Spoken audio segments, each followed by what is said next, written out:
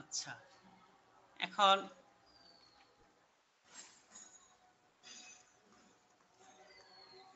আচ্ছা, মুখ থেকে আপনি খাবার যাবে, তাই তো?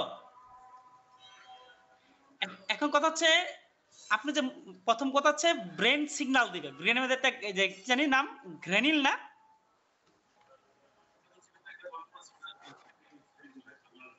হ্যাঁ, গ্রেনিল নামক একটা হরমোন আছে, ঠিক আছে? এই হরমোনটা হলো আপনার ক্ষুধা লাগছে কিনা এটা বুঝাবে।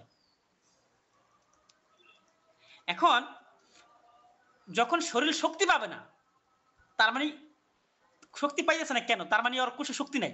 মানে শরীর কোষ থেকে শক্তি দিতে পারতেছে না। তার মানে কোষে শক্তি দরকার।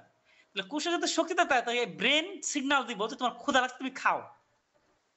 তো মুখটা যখন খাবার ঢুকবে, খাবার ঢোকা মানে বুঝতে হবে যে এই খাবার মানে হচ্ছে গ্লুকোজ, তাই তো? আচ্ছা, এই তার মানে গ্লুকোজ ঢুকলো। গ্লুকোজ যখন শরীরে ঢুকবে, মানে গ্লুকোজ তো না, খাবার যখন ঢুকবে তখন রক্তে কিসের পরিমাণ বেড়ে যাবে? রক্তের আপনার গ্লুকোজের পরিমাণ বেড়ে যাবে। যেই রক্তের গ্লুকোজের পরিমাণ বেড়ে যাবে, তাই আপনার ইনসুলিনের আবির্ভাব ঘটবে।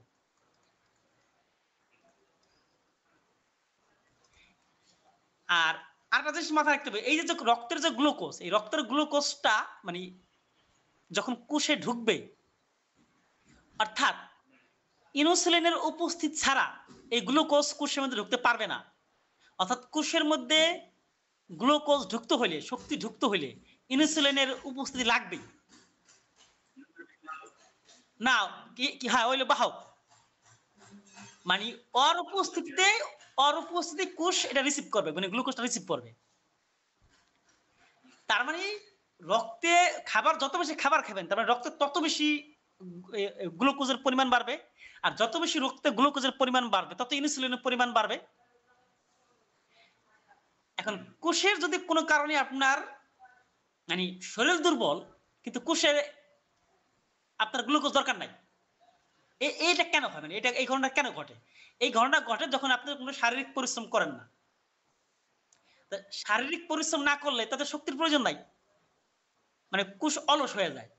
কোষ যখন অলস হয়ে যায়, তখন আসলে এই অলস হইতে হইতে মানে অলস হইতে এটাই আর স্বাভাবিক অবস্থা, যেমন এটাই মনে করে স্বাভাবিক।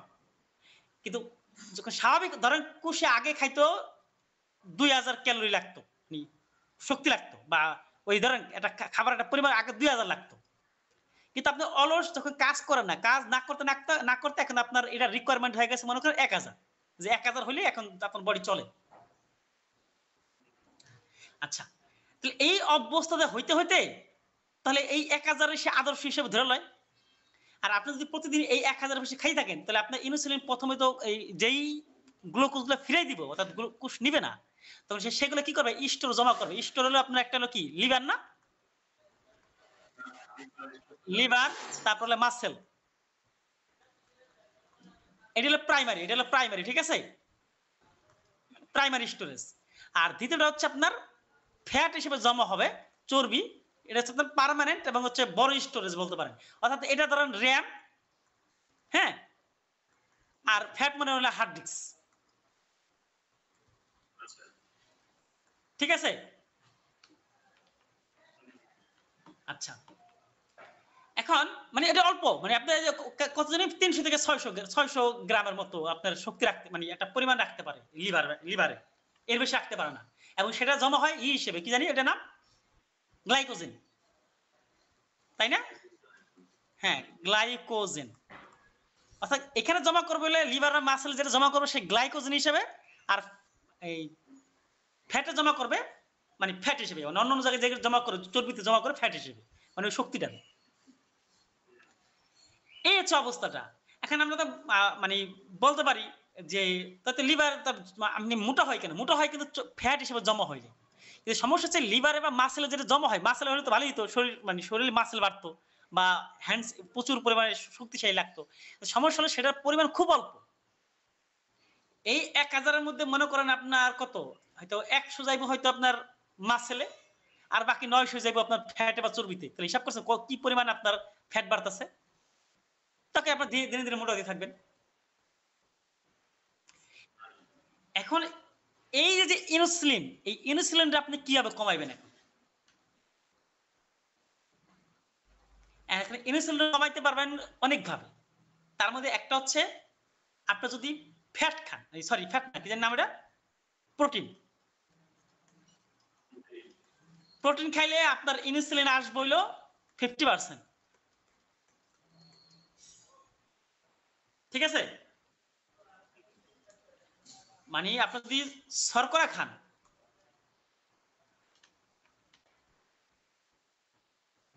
শর্করা যদি খান তাহলে আপনার ইনসুলিন হলো 100%। প্রোটিন খাইলে ইনসুলিন আইবে হচ্ছে আপনার 50%। আর যদি আপনি ফ্যাট প্লাস প্রোটিন খান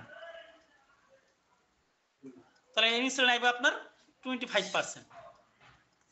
বুঝতে পারছেন? আচ্ছা, আরো আরো আরো কমানো যায়, মানে আরো আরো দেখেন, যদি আপনার রক্তে রক্তে যদি কি বলে, রক্তে সুগার কম, সুগার কম, এই অবস্থা যদি আপনি ফ্যাট প্লাস প্রোটিন খান তাহলে এটা 25% থেকে আরো কম হবে, ধরেন 15%। বুঝতে পারছেন কি বলছি এটা? আচ্ছা, এবার ধরেন, হ্যাঁ ব্লাডে তো সুগার লেভেল কম থাকে।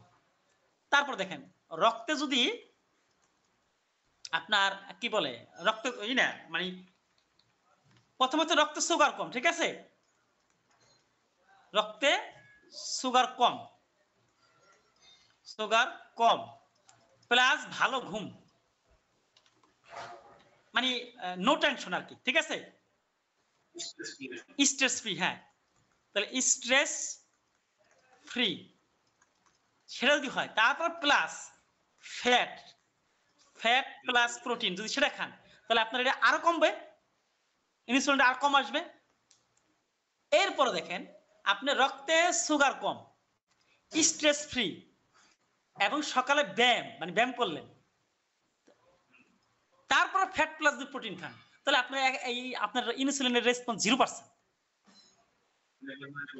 হ্যাঁ, ইনসুলিন আপনার রক্তে আসবেই না। এই জন্য বলা হয় মানে খুব মানে নগণ্য, মানে একবার নগণ্য, যেটা নাই বলেই চলে।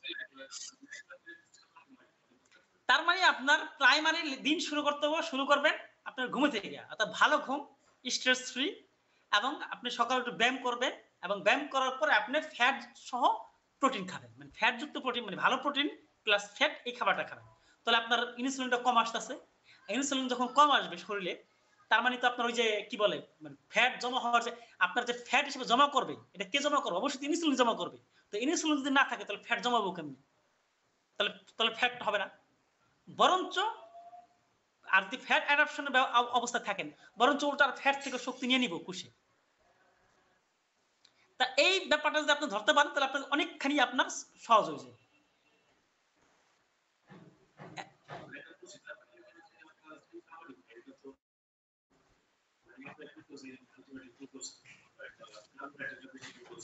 হ্যাঁ, কার্বোহাইড্রেট 100% গ্লুকোজ তৈরি হয়, ফ্যাট খেলে সেটা, প্রোটিন খেলে সেটা 50% গ্লুকোজ হইব।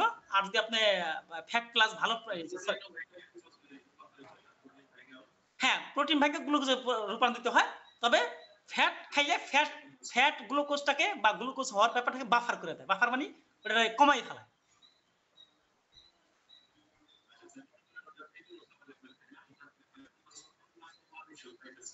হুম, হ্যাঁ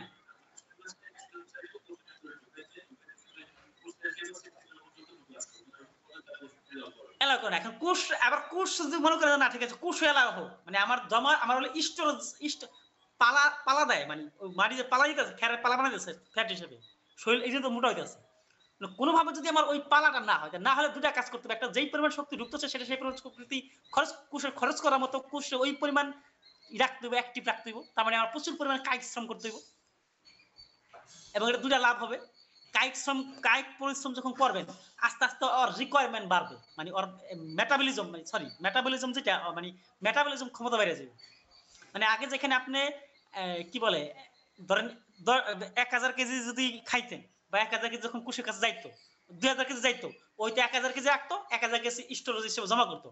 এখন যে প্রচুর পরিমাণে আপনি যদি কায়িক পরিশ্রম করেন, তো ও চিন্তা করবে কি, ওর তো আমার এমনি দরকার, আর জমা বাদ দিই, আমার আরো যা আছে সবই আমার হিসেবে ব্যবহার করবো, বরঞ্চ আমার এখানে তো ব্যবহার করবি আমার ফ্যাটাতে করবে, কারণ আমার লাগবে 2500, আমার দিতেছে 2000, তাহলে 2000 আপনার শরীরে ঢুকাতেছেন আর 2500 ফ্যাট থেকে ফ্যাট কমতেছে। আবার সকালবেলা যখন আপনি ব্যায়াম করার পরে ওটা খাইতেছেন, সেখানে কিন্তু আপনার এনার্জি কিন্তু যাচ্ছে না, মানে কি বলে, আপনার কিন্তু ফ্যাট তো জমা হইতেই আছে না, ইনসুলিন আসতেছে না, ফলে আরো ফ্যাট ভাঙতে আছে, মানে আপনার ফ্যাট ভাঙতে থাকবে। এবং এইটা যত বেশি আপনি ত্বরান্বিত রাখতে পারবেন, দেখবেন যে আপনার আস্তে আস্তে আস্তে আস্তে আস্তে শুল্ক কমতে থাকবে, মানে আপনার স্তূপটা আস্তে আস্তে শুরু হবে।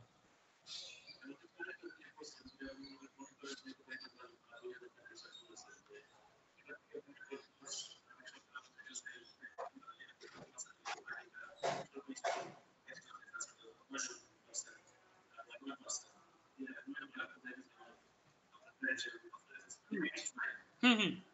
যদিও যদিও এটা এটা ডাক্তারি ভাষা যাই না কতটুকু ধরে লন যে মানে যে গ্লাইকোজেন হিসেবে খুব সীমিত পরিমাণে অল্প পরিমাণে জমা হয়।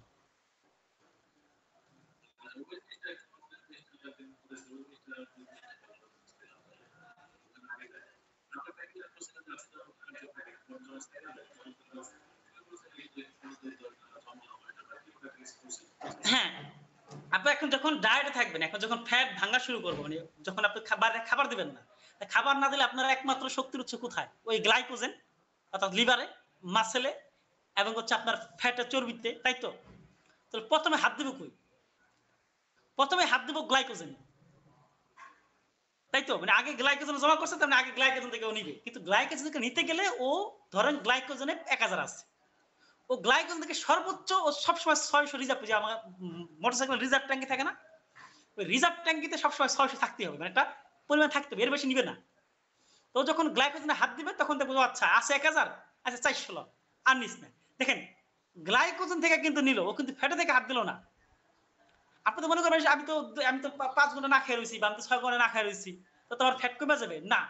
আপনার লিভার বা গ্লাইকোজেন থেকে নিচ্ছে, আপনার ফ্যাট থেকে নিচ্ছে না, তাই না? আপনার শরীর কমবে না, কারণ ওই যে মানে ভালো করে বুঝছেন, আপনার গ্লাইকোজেন আছে 1000, ও মিনিমাম 600 রাখবে, 400 নিতে পারবে, ও 300 নিচ্ছে, আর 100 বাকি আছে না, আর 100 নিতে না নিতেই আপনি আবার গ্লুকোজ ঢুকাই দিচ্ছেন শরীরে, তাহলে তো নেওয়া বন্ধ হয়ে গেল, ও কিন্তু ফ্যাটে যেতে পারে নাই, কারণ ও গ্লাইকোজেন থেকে একটা সর্বোচ্চ পরিমাণ নেওয়ার পরে যখন দেখবে না গ্লাইকোজেন থেকে আর নিতে পারবে না, এই পরিমাণে তোমার থাকতে হবে এখানে, এবার তুমি ফ্যাটে হাত দাও, তখন তুমি ফ্যাটে হাত, আর ফ্যাটে হাত দিতে গেলেও সেখানে তার আবার ভাগ আছে, কোথায় আগে হাত দিবে, মুখে তো আগে হাত দিবে, মুখে আগে হাত দিবে, এবং সবার শেষে হাত দিবে বলে পেটের যে বেলিটা, আমাদের যেটা আমরা কমানোর জন্য আমরা ভুঁড়ি বলি, ওখানে সবার লাস্টে, কারণ মুখ ঠুক এই মাসেল টেসেল যখন সব শুকাই যাইব, দেখবো যে এখান থেকে আর সম্ভব না, যে এখানে আর কোনো ফ্যাটই নাই, এবার হাত দেয় বেলিতে, ভুঁড়িতে। তার মানে এই ভুঁড়িতে এইটা এটা এই পর্যায়ে যাইতে যাইতে আপনি এই স্টেজ নিতে নিতে আপনার অনেক সময় লাগবে, 1 মাস 2 মাস 3 মাস লাগে যেতে পারে, কিন্তু দেখা যাবে আপনার তো মনে করবেন যে না আমার তো কই কিছু কমতেছে না, এখন মনে হবে আসলে কিন্তু ওই যে ইয়েস, হ্যাঁ, এবং মনে হবে, হ্যাঁ, রোগা, রোগা লাগে, এবং মনে হবে যে শরীরে বড় রকমের প্রবলেম তৈরি হইতেছে। একদম মনে হবে। কারণ ওই যে একটা কথা আছে, আমরা যে মনে করি যে আমরা যখন সুপ্ত তাপ পড়ছিলাম, যে একটা যখন তাপ দেই, আমি তাপ দিলাম 500 ক্যালোরি। কিন্তু দেখা যাচ্ছে তাপ নিচ্ছে। কিন্তু মাগার বরফ তো শেষ হইতেছে না। বরফ তো এখনো রইতেছে। কিন্তু হঠাৎ করে একটা সময় দেখা যাবে কি বরফ থেকে পুরোপুরি পানি হইছে। তাহলে এই যে এত পরিমাণ তাপ কই গেল? গেল যে মনে আছে যে তার ভিতরে যে বন্ধন আছে সেই বন্ধনটা ভাঙ্গে এবং সুপ্ত তাপ হিসেবে কাজ করে। এখন আপনার হলো ব্যাপারটা হচ্ছে ওই ৩ মাস পর্যন্ত দেখবেন যে আপনার শরীরে কোনো পরিবর্তন পাবেন না হয়তো। কারণ ও আসলে আপনার ওই ছোট, ছোট যে উৎসগুলা তো মাসল, মুখ, লিভার এগুলো শেষ করার পরে আপনার বডির অন্য ফ্যাটে হাত দিবে। যে কারণে এটা শুরু হইতে সময় লাগে। কারণ ওই শুরু হইতে মনে হবে, দৃশ্যমান হইতে মনে হবে যে মানে কাজ করতেছে না, শরীরে বাদ ঢোকা গ্লুকোজ অর্থাৎ আগের ইসে চলে যায়। এই গ্লুকোজ ঢুকাবেন, আবার ঠাস করে দেখবেন যে সেই বর্ষার প্লাবিত বন্যার মতো আপনার কানায় কানায় ভরে উঠছে, আবার সে আগের মতো লাগতেছে। কিন্তু এখানে আবার কিন্তু দ্রুত বাইরে যাবে, কারণ আপনি এতদিন পর্যন্ত ওরা যখন কমাই দিয়েছেন চাহিদা, তখন মেটাবলিজম হার কমে গেছে, মানে ক্ষমতা কমে গেছে, কেন তো অল্প দিয়ে চলার মতো ও অ্যাবিলিটি তো ইভলিউশন বা কি বলছে এটাকে বিবর্তন হয়ে গেছে, ও ওই পর্যায়ে চলে গেছে যে হ্যাঁ আমার আমার যে ইয়ে আছে মানে আমার যে হোস্ট তিনি আসলে বর্তমানে আর ২,২৫০ ক্যালোরি দিতে পারবেন না, দুর্ভিক্ষ লাগছে। সো আমার দেয় হইলো ২,০০০ ক্যালোরি। আমি আমার লাগবো কিছুটা রিজার্ভ করতে হইব। আর আমার লাগবে ১৫০০ ক্যালোরি। আমি এতটুকু চলি এবং এইটা দিয়ে আমি চলতে পারবো। মানে সে অভ্যস্ত হয়ে যাবে। এই অভ্যস্ত হয়ে গেলে যখন আমি অভ্যস্ত হয়ে গেছি। আমি যখন অভ্যস্ত হয়ে গেছি হঠাৎ করে আমি যদি যাই, মেটাবলিজম কম। মেটাবলিজম কম হওয়ার কারণে আসলে আমি আরো আমি আউলা জ্বলে যাই। তো ওই বডি ওরকম আউলা জ্বলে যায় এবং দ্রুত শরীর বেড়ে যায়। অবশ্যই আপনি ৬ মাসে যদি ৬ মাসে যদি ২০ কেজি কমান ১ মাসে আপনার ৪০ বেড়ে যাবে। ওই একই মানে পূর্বের মানে ৬ মাস আগে যেটা খাইতে সেটা খাওয়ার কারণে ও অতটুকু খাইলি।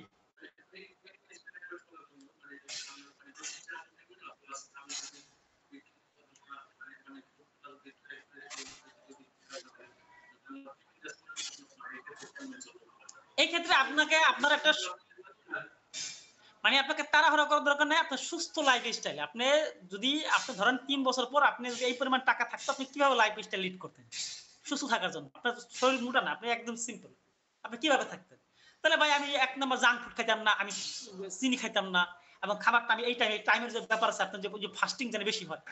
বেশি হলে অটোমেটিক্যালি একটা জিনিস কাজ করে এবং দেখেন আপনি যে লং টাইম ফাস্টিং থাকার কারণে আবার সকালে উঠে একটা ভালো ঘুমও হইলো এবং সকালে উঠে যখন আপনি একটু এক্সারসাইজ করলেন, ভালো এক্সারসাইজ করলেন, তারপর একটু ফ্যাট যুক্ত যদি একটু প্রোটিন খান, তাহলে আপনার অটোমেটিক্যালি দুপুরের আগে কিন্তু আপনার একটা ভালো পরিমাণে এর মধ্যে কোনো ইনসুলিনের ব্যাপার কোনো ঘটে নাই। তাহলে কিন্তু এটা এটা যখন আপনি ১ মাস, ২ মাস, ৩ মাস, ১ বছর, ২ বছর এভাবে চলতে থাকবে আস্তে, আস্তে, আস্তে, আস্তে কমতে থাকবে। এবং আপনার কিন্তু এটাই কিন্তু আপনার বাস্তবতা। মানে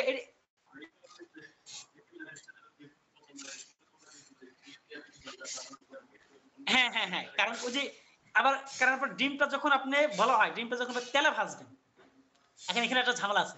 তেলে কিন্তু হিউজ পরিমাণ ক্যালোরি। Huge calorie. এখন আপনি মনে করতে পারেন আমি তো খাই কিছুই খাই না। খালি সকালে খাইলাম একটা ডিম ভাজা। ডিম ভাজা খাইছেন কি দিয়া? তেল দিয়া। আপনার যেই পরিমাণ তেল দিচ্ছেন জবজবে তেল, ওই জবজবে তেলে তো আপনার অলরেডি ৫০০ কিলো ঢুকে গেছে। আপনি না খাইলেও তো ৫০০ কিলো আগে ঢুকাই ফেলাইছেন। তার চেয়ে বরং তো আপনার এক প্লেট ভাত খেলেই ভালো হইতো। ওই আপনার তার যার কথা বলেন, সেও একই কথা বলে যে, এর চেয়ে তো ভাত খেলেই ভালো হইতো। ভাত খেলে এতখানি বাড়ত না।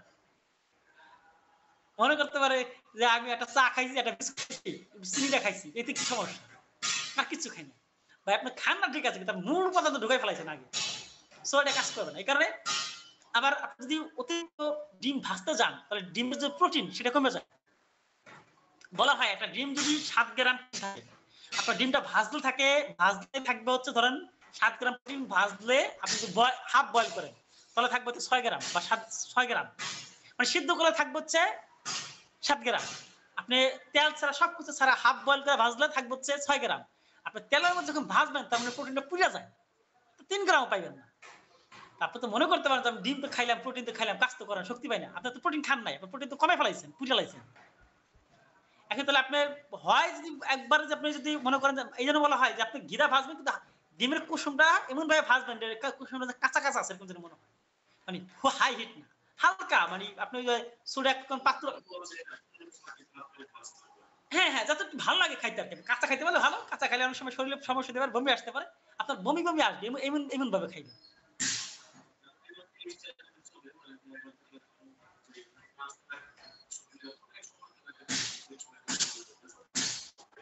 হ্যাঁ, তাহলে এই যে ইনসুলিন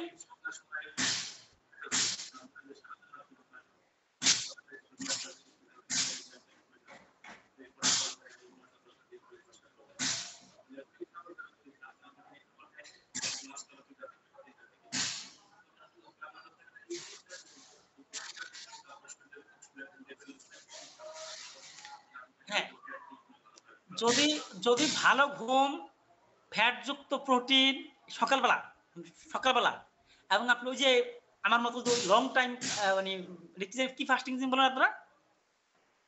ইন্টারমিডিয়েট ফাস্টিং। ওই টাইপের ফাস্টিং যান তাহলে চিন্তা করেন আপনার যদি সকালবেলা কোনোভাবে আপনি যদি গ্লুকোজ জিরো হয়ে যাবেন, ইনসুলিন যদি রেসপন্স জিরো আনতে পারেন, তার মানে কি? আপনি কিছুই খান নাই। তার মানে আপনার কিন্তু কাউন্ট করার মতো এখানে দুপুর পর্যন্ত কাউন্ট করবেন।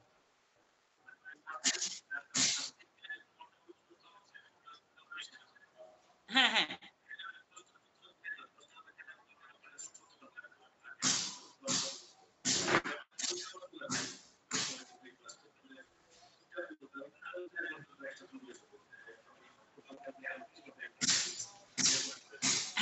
এবং ধরেন 16 ঘন্টায় আপনার অটোফেজি চালু হয়েছিল, সকালবেলা কোনোভাবে প্রোটিন প্লাস ফ্যাট ঢুকাই ফেলাইছে, তো ঢুকাইলেও কোনো কারণে ব্যায়াম করে তারপরে যদি খান, তাহলে কিন্তু যদি জিরো আসে তার মানে কিন্তু অটোফেজি বন্ধ হবে না, মানে ওপর মনে করবে যে আমার তো কোথাও গ্লুকোজ ঢুকে নাই, ইনসুলিন তো আসে নাই, একমাত্র ইনসুলিন আসলে অটোফেজি বন্ধ হবে, এছাড়া বন্ধ হবে না। অটোফেজি একবার চালু হইলে, মানে চালু হতে সময় লাগে, ধরেন 16 ঘন্টা পর চালু হবে। অটোফেজি মানে তো যত ফ্যাট খাওয়া শুরু করে, ফ্যাট তো চলবে, এটা যখন চালু হবে এরপর যতক্ষণ পর্যন্ত আপনার শরীরে ইনসুলিন না আসতেছে ততক্ষণ পর্যন্ত অটোফেজি বন্ধ হবে না। এখন ইনসুলিন কেন আসলো না আপনার খাওয়ার পরও, কারণ আপনি যে এমন ভাবে করছেন যাতে ইনসুলিন রেসপন্সটা আসে না, আসো অল্প একটু আসছে, 5% ধরে আসছে, হয়তো আবার 1 ঘন্টা পর আবার জিরোতে চলে যাবে, ইনসুলিন হাওয়ায় গেছে, আবার অটোফেজি চালু হবে, মানে 1 ঘন্টা পর আবার চালু হয়ে যাচ্ছে, দুপুর পর্যন্ত আবার চলতেছে। আপনি চেষ্টা করতেছেন দুপুর পর্যন্ত আপনি এই ধরনের খাবার না খাইতে, অ্যাভয়েড করার জন্য আপনি চেষ্টা করবেন সবসময়, তাহলে আপনার দুপুর পর্যন্ত আপনি একটা ভালো পরিমাণ টাইম পেলেন।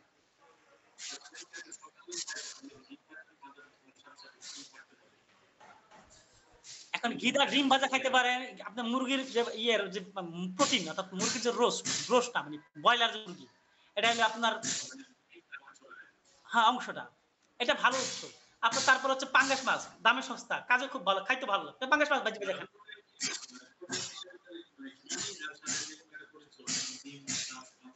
প্রোটিন সোর্স অবশ্যই পাঙ্গাস মাছ, আমি বলবো পাঙ্গাস মাছ এবং হচ্ছে মুরগির মাংস, এই দুটার চাইতে উত্তম প্রোটিন আপনি আর বাংলাদেশের প্রেক্ষিতে বা পৃথিবীতে আর কোনো কিছু আপনার রিপ্লেস করতে পারবেন না সস্তায়।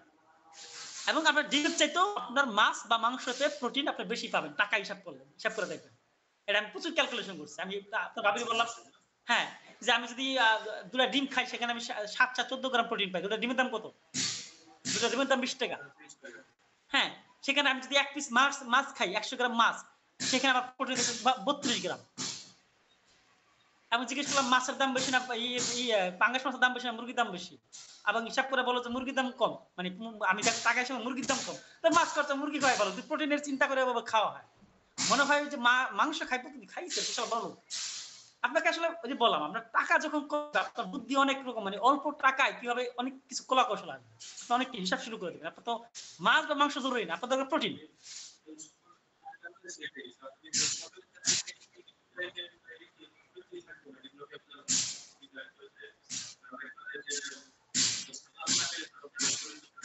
আরে সালাদ এটা সারাদিন চাপাইতে পারেন, সমস্যা নাই, গরু যাবার মতো, এটা তো আপনার ঢুকতেছে না, আপনি যাই ইন্টারমিডিয়েট, হ্যাঁ, তারপর আপনি যদি মনে করেন না আমার একটু ক্ষুধা বেশি লেগে যায় বা আমি করতে পারি না, তবে বেশি করে লাউর যে তরকারি, লাউ, অন্য কিছু না, লাউর মধ্যে কিন্তু আপনার ইন্ডেক্সিং যে লেভেলটা এটা অনেক অনেক কম, মানে এটাকে বলা হয় যার ইন্ডেক্স যত বেশি সে দ্রুত ইনসুলিন রেসপন্স করে, মানে ঢুকাই দেয়, মানে জাগ্রত করে, কিন্তু ভাত খেলে লগে লগে শক্তি এসে পড়ে, কিন্তু আপনার লাউর তরকারি এগুলো খাইলে আপনার শক্তিটা আস্তে আস্তে আসবে, আবার যখন শক্তি চলে যাবে মানে আপনার যখন দুর্বল অনুভব করবে এটা অনেক দেরিতে, মানে লাস্টিং ধরে রাখতে পারে। আপনার যদি মনে হয় সকালে আমি এতটুকু চলতে পারি না, তাহলে আমি বলছি আপনার সেক্ষেত্রে যেইগুলাই মানে খাইলে ভাত না খাইয়া বা ভাত বাদ দিয়ে ভাত অল্প নিয়া সামান্য, তাহলে আপনি দিতে পারেন। আর যদি মনে করেন আমার যেই পরিমাণ মাছ এবং মাংস আছে পর্যাপ্ত পরিমাণে আছে, আমার আমি আসলে আমার আর বাকি দরকার নাই, ভালো। প্রবলেম হচ্ছে আপনি তো আপনার যদি মানে, কিন্তু আমি বারবার বলছি 1 দিন 2 দিনের জন্য না, আপনি কিন্তু হঠাৎ করে 1 মাস খাইবেন ওষুধ এরকম না, আপনি দীর্ঘ সময় খাবেন, অর্থাৎ আপনার খাবারটা এমন ভাবে নিতে হবে যে হ্যাঁ এইটা খাইলে আমার আসলে প্রবলেম হবে না, বা আমি চলতে পারতেছি, বা আমার দামও আমি যদি এর চেয়ে অন্য জায়গায় যাই, এটাতে খাই লাগবে 5 টাকা, অন্যটা খাই লাগবে 6 টাকা, এই 1 টাকা কম। এখন আপনি মনে করেন এমন ভাবে খাইলেন যে অন্যটা খাইতে লাগবে হলো আপনার 5 টাকা, আর আপনার এটা খাইতে লাগবে 15 টাকা, তাহলে বিশাল ডিফারেন্স, এই পরিমাণ আপনি এফোর্ড করতে পারবেন না, এফোর্ড করতে না পারলে আপনি তখন ভেঙে ফেলাইবেন, সেই যে অবস্থা আবার খারাপ হয়ে যাবে।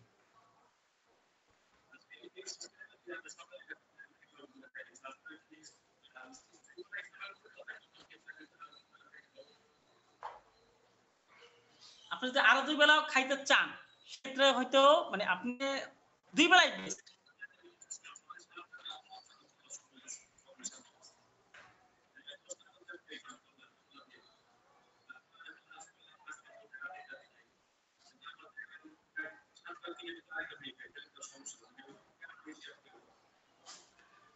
৭টা থেকে আপনি খাইতে গেলে আপনার একটা প্রবলেম আছে। প্রবলেম হচ্ছে আপনার ওই যে ইন্টারমিডিয়েট ফাস্টিং যেটা ওর কিন্তু টাইম কমেই যাচ্ছে। এটা একটা। হয় আপনি কোন না। যদি ৭টা থেকে শুরু করতে চান তাহলে আপনি এই খাবারের যে পথটা বলছিলাম যে আপনি খাবারটা যেন শরীরে কোনোভাবে শর্করা কম ঢুকে, প্রোটিন বেশি ঢুকে, আপনি ঢুকাই দেন। সমস্যা কি? আপনি আপনি যদি মানে ভাতটা কম নেন, তাহলে যে 50% দিয়ে আপনি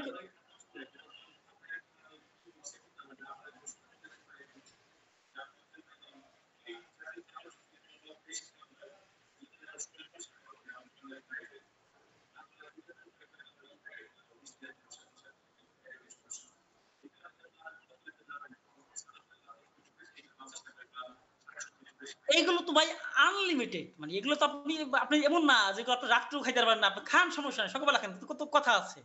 যে শাক বা যেটা রান্না করেন কিনা সেটা রান্না করার যে প্রক্রিয়া হইতেছে কেমন যেমন তেল বেশি। এবং আপনি রান্না করতে ভাইজ্জা ওটা পুড়িয়ে ফেলাইছে। আচ্ছা ধরলাম পুরা বাদ নাই। কিন্তু আমার তেল কিন্তু কমাতে হবে। আমার তেল কিন্তু ওখানে স্পর্শ করানো না করাতে পারলে ভালো। আর কিন্তু সালাদ যেহেতু এটার মধ্যে কোনো তেল-ঠেল নাই। আপনি খান ইচ্ছা মতো খান। খাইতে পারলে খান। কিন্তু আমি বলছি এটা কিন্তু ব্যয়বহুল। মনে হইতেছে সালাদ আর কয়টা খায়? সালাদ ব্যয়বহুল। এটা আসলে বড়লোকি খাবার। মনে হচ্ছে অল্প। কারণ বাস্তবতার ভিত্তিতে এটা অনেক ব্যয়বহুল। আপনার অনেক ইনকাম আছে। আপনি এখন ইচ্ছামত টাকার অর্ডার দিচ্ছেন। সালাদ আর থাকতেছে সমস্যা নাই। কিন্তু এটা যখন আপনি এভাবে প্রতিদিন করবেন, ১ দিন, ২ দিন, ৩৬৫ দিন, ৭৭০ দিন, ২০ দিন। দেখবেন যে আসলে তখন এটা এক ধরনের বিলাসিতা এবং ভাল লাগবে না। কিন্তু আপনাকে মাথায় রাখতে হবে যে আমার সালাদ নাই। মাথায় রাখতে হবে। থাকতে পারলে ভালো। অথবা আপনি ১ম দিকে হয়তো রাখলেন এবং একটা পর্যায়ে শরীর যখন এটা ১ মাস হয়ে যাবে।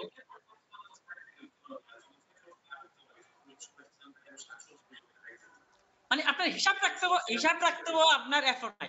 এটা হিসাবে রাখতে আর থাকতে পারলে ভালো তো। এটা তো লস কিন্তু খারাপ তো না। মানে আপনাকে ধরে রাখতে হবে যে সবচেয়ে মানে হ্যাঁ, হ্যাঁ। এবং আপনার মাছ যদি কষা মানে মাংস যদি কষা হয়, আপনার মাছ নিতে পারেন বেশি, বেশি করে। মাছ এক গরু তো অবশ্যই হারাম। মানে গরু হারাম বলতে ওই অর্থে বুঝাতেছি, এটা শরীরের জন্য ভয়ংকর লেভেলের হ্যাঁ, সেটা খান।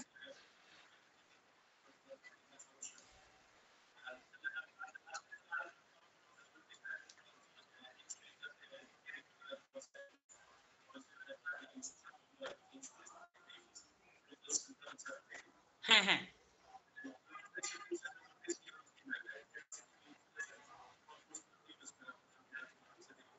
হুম।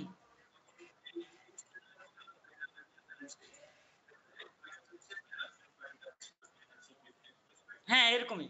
কিন্তু এখানে একটা ভয়ংকর যে অবস্থাটা তৈরি হয় যখন আপনার এই ইনসুলিন আ ওরা নিষিদ্ধ ঘোষণা করে দেয়। তো তুমি আর এখানে আসবাই না। তুমি আসলে আমি আর দরজা খুলবই না। আমার কোন দরকার নাই। নিষিদ্ধ ঘোষণা মানে আপনার শরীরের মেকানিজম এমন হয়ে গেছে যে এখন আর ওই ইনসুলিন চিনিই না। যখন চিনিই না তখন আপনার বড় রকমের যে ডায়াবেটিস তখন ডায়াবেটিস তৈরি হয় সোজা কথা। এটাই ডায়াবেটিস। এই ডায়াবেটিস মানে হচ্ছে এইটা। মানে এই প্রক্রিয়াটার নাম। কারণ এটা আপনার কখনো ঠিক করতে পারবেন না। একবার যখন এই নিষিদ্ধ ঘোষণা হয়ে যাবে, এটা আর কখনোই ঠিক করা সম্ভব হয় না।